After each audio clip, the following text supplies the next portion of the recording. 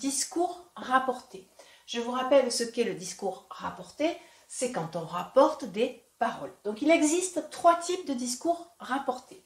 Le discours direct, indirect et indirect libre. Alors qu'est-ce que le discours direct? En fait, on rapporte les paroles directement, c'est-à-dire telles qu'elles ont été dites. On va garder la ponctuation, le point d'interrogation, le point d'exclamation.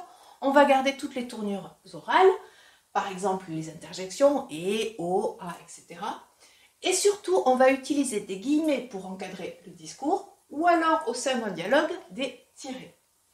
Un exemple, elle déclara « Oh, je n'ai que faire de vous ». Donc vous voyez bien la présence de mes guillemets et la présence de la ponctuation propre à l'oral, l'exclamation et le O interjectif.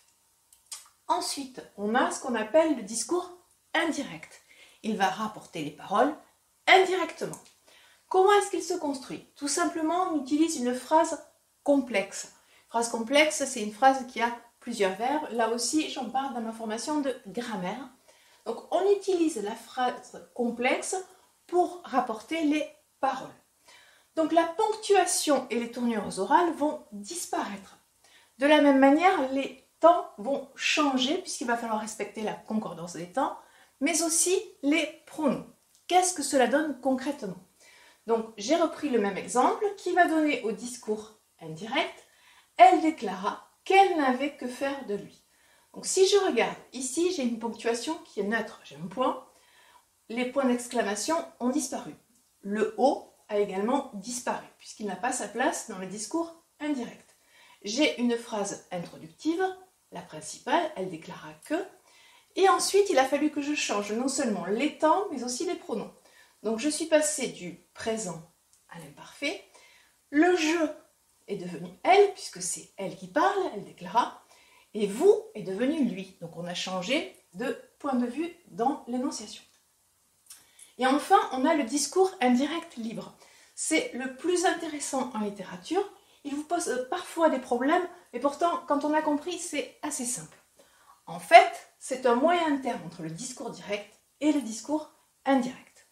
C'est-à-dire que les guillemets du discours direct disparaissent, mais on garde tout ce qui est tournure orale et ponctuation de l'oral. Donc on va garder les interjections, on va garder les exclamations, les interrogations, et on va prendre le discours indirect pour créer le discours indirect libre, sauf que on va supprimer la principale, mais on va garder les temps et les pronoms du discours indirect. Vous allez tout comprendre dans mon exemple. Donc je reprends. Au discours direct, on avait « Elle déclara « Oh, je n'ai que faire de vous ». Ce qui donnait en discours indirect « Elle déclara qu'elle n'avait que faire de lui ».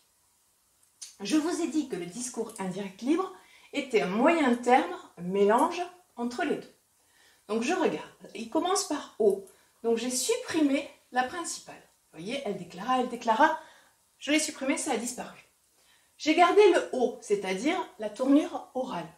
Par contre, j'ai gardé la personne du discours indirect, le temps du discours indirect, encore une fois la personne du discours indirect, et j'ai mis la ponctuation du direct.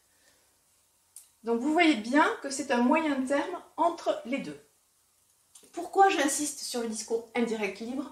Parce qu'il est particulièrement intéressant à étudier dans le roman, car il rend le texte plus vivant et en même temps il nous donne accès aux pensées directes du personnage et donc à ses opinions, à ses jugements et à sa vision du monde